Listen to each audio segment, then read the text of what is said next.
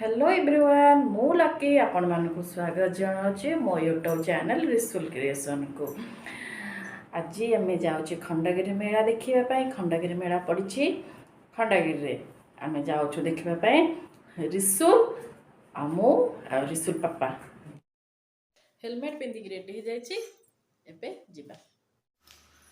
देखो गोटे छोट झीटी बाउंसर आनी खेल करुच्ची।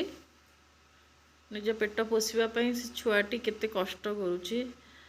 बाउंस उपरे चलुची।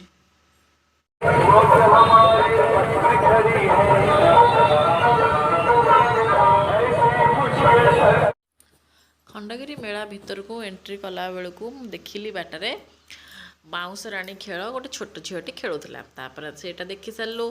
तापर आम भितर को जाऊँ। रिसुल रिसुल पापा आगर चलती। देखो रोड साइड रे सबू बिक्री कर जिनस सबू लोक माने ड्रेस फुल स्टांड। तापर रोड साइड रे सबू यात्रा सबू पोस्टर लगी। प्रत्येक वर्ष बहुत भीड़ हुए, बहुत लोक हुंती। तो संध्या है माने बहुत भीड़ जमी जाए।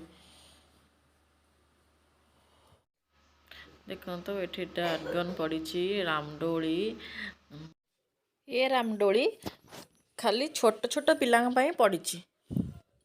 देखिए फ्रेंड्स, मैं यहाँ पर जायंट बैलून टॉय में खेल रहा हूँ। यहाँ पर बहुत मजा आया मुझे। ये गोटे टाइप रो बेलून गेम। से शॉप रो ओनर किछि बेलून फुंकी रखिछंती। गोटे बंदूक भी रखिछंती छोट पिलांग पाई।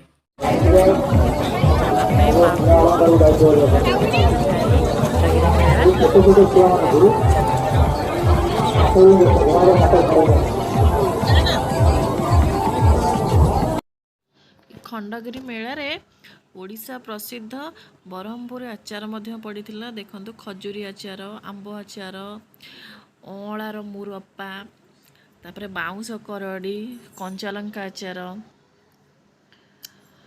विभिन्न प्रकार आचार पड़ीथिला। से माने टेस्ट करिया पे दउथिले भी। मु पापड़ किनिली।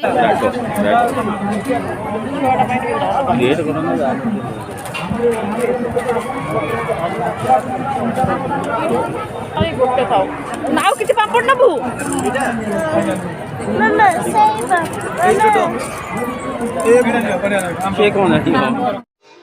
मु भी ठाकुर घर सजेवा युवा सब आनिली। यही मालीर झाली एठी भी घर सजेवा फुलर विभिन्न आइटम सब अच्छी। जमीती कि फुल स्टांड